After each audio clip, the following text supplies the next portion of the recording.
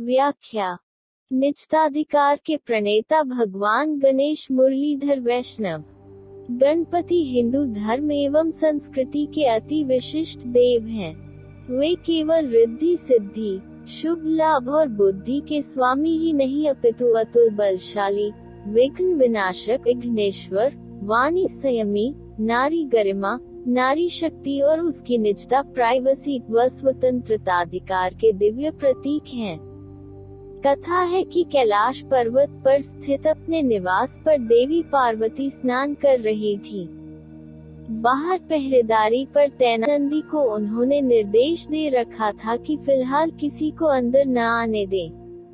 वह गुफा के अंदर बने पोखर में स्नान करने से पूर्व कुछ समय एकांत चिंतन में बिताना चाहती थी।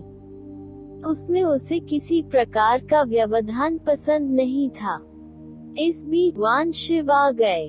गुफा में जाने लगे तो नंदी ने उन्हें रोकने की कोशिश की, लेकिन भगवान शिव नंदी को परे धकेलते हुए अंदर चले गए। देवी पार्वती ने भगवान शिव का इस तरह आना देखा। उन्हें अपनी इस निजता में व्यवधान अच्छा लगा, लेकिन आखिर वे उनके पति थे। संपूर्ण ब्रह्मांड की शक्ति स्वरूपा पार्वती को अपने इस निजताधिकार व्यवधान की बात खटकती रही। अपार शक्ति एवं सकल ब्रह्मांडीय चेतना को अपने भीतर समेटे देवी पार्वती ने भविष्य में किसी प्रकार ऐसे विघ्न को रोकने में सक्षम एक दिव्य पुत्र की कल्पना की। फिर एक दिन जब उनकी सखी उनके शरीर पर उपटन मल रही थी और जो उपटन देवी पार्वती की दैहिक मानसिक चेतना का स्पर्श पाकर नीचे गिर रहा था, उसी से उन्होंने एक अति सुंदर एवं शक्तिशाली पुत्र पति की। पुत्र ने किशोरावस्था प्राप्त कर ली। उस दौरान महादेव समाधिस्थ थे। उन्हें उस दिव्य पुत्रोत्पत्ति का ज्ञान नहीं था। कुछ अरसे बाद जब वे पुनः घर के भीतर नहा रही थी, तब अपने उस बालक को बाहर पहरेदारी करने को कहा और निर्देश दिया कि किसी को भीतर नहीं आने दें। वो एकांत चाहती है, अपनी निजता में कोई दखल नहीं चाहती। उस दिन महादेव कुछ देवताओं के साथ वहां आए। भगवान शिव जब अपनी गुफा के अंदर आने लगे तो उस बालक ने उन्हें रोक दिया। पहचानता भी नहीं था कि शिव उसके पिता हैं। भगवान भूतनाथ शिव कम विनोदी नहीं हैं। उन्होंने इंद्र, वरुण, कुबेर, यम आदि जो उस समय उनके साथ थे, को उस बालक को द्वार से हटाने की आज्ञा दी। लेकिन वह बालक आखिर जगदम्बा शक्ति का मानस पुत्र था। उसके सामने कोई नहीं टिक सका। इस पर भगवान शिव ने क्रोधवश अपने त्रिशूल से उसका सिर काट दिया। जगदम्बा पार्वती को अपने पुत्र वध की सूचना मिली तो वह क्रोध से कांपने लगी। उन्होंने प्रलयनकारियों का आह्वान किया और संपूर्ण ब्रह्मांड हिलने लगा। देवताओं ने उन्हें प्रसन्न करने के लिए खूब स्तुति की।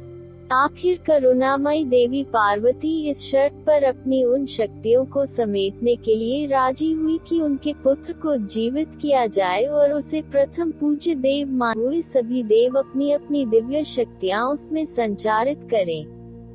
देवताओं ने जाकर भगवान शिव को सारा वृतांत सुनाया तो उन्होंने कहा कि किसी नवजात शिशु हाथी का मस्तक उस बालक की धड़ पर लगाना होगा।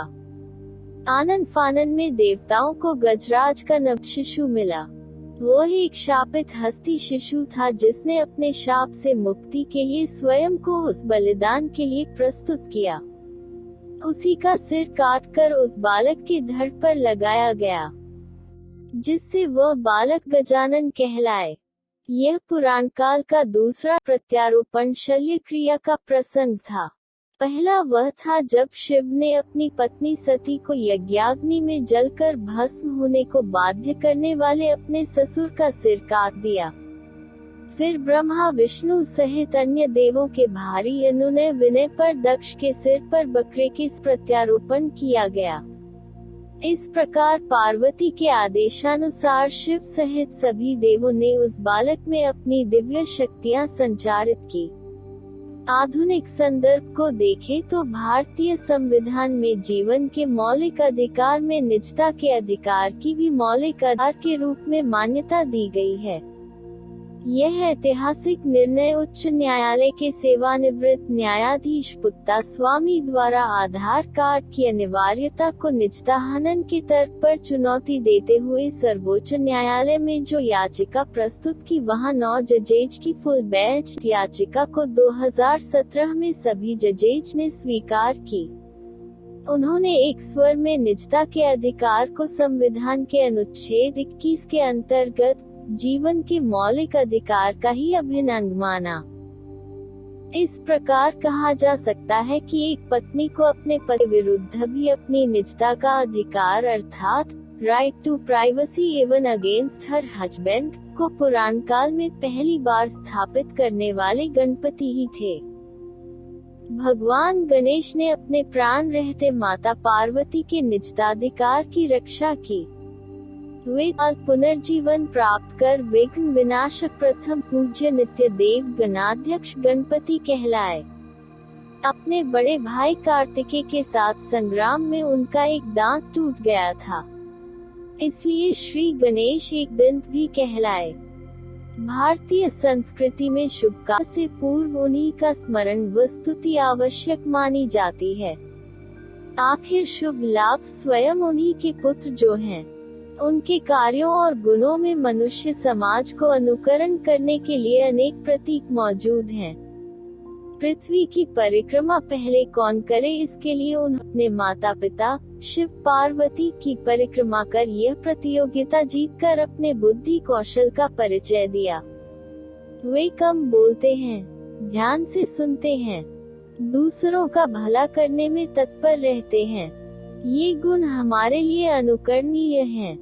गणेश लिपिकों के परम देव हैं, जिन्होंने वेदव्यास जी से महाभारत का डिक्टेशन लिया था। संसार में प्रत्येक पशु पक्षी जीव की अपनी सार्थकता और गरिमा है। इसी को प्रतिपादित करते हुए चूहे जैसे जीव को उन्होंने अपना वाहन बनाया व गज से रंग किया। वे मेधा शक्ति के भी देव हैं। वेद व्यास से महाभारत का लगातार श्रुतलेख लेकर तथा इस महत्ती कार्य के संपूर्ण होने तक चुप रहकर उन्होंने अपनी मेधा शक्ति के साथ साथ एकाग्रचित्ता, वाणी संयम और मौन शक्ति का भी परिचय। गणेश ने ही भगवान परशुराम को परशु शास्त्र का ज्ञान दिया था। गणपति बप्पा मोरया का जन्म भाद्र मास शुक्ल पक्ष की चतुर्थी को होने से गणेश चतुर्थी के रूप में श्रद्धा पूर्वक मनाया जाता है। जिस प्रकार शारदीय नवरात्रि दुर्गा माता का पर्व बंगाल से आरंभ होकर आज संपूर्ण देश में फैल गया, उसी प्रकार गणपति बप्पा मोरया का यह पर्व मुख्यतः महाराष्ट्र से आरंभ होकर आज देश के हर गली मोहल्ले में श्रद्धा पूर्वक मनाया जाता है। भारत में ही नहीं अपितु संपूर्ण में गणेश चतुर्थी का पर्व हिंदू धर्म एवं संस्कृति की अस्मिता व एकता के प्रतीक के रूप में विख्यात है। पार्वती नंदन गजानन सभी दिव्य गुणों से युक्त मंगलकारी मूर्ति है, जिनकी उपासना हिंदुओं के अलावा अन्य धर्म के लोग भी करते हैं।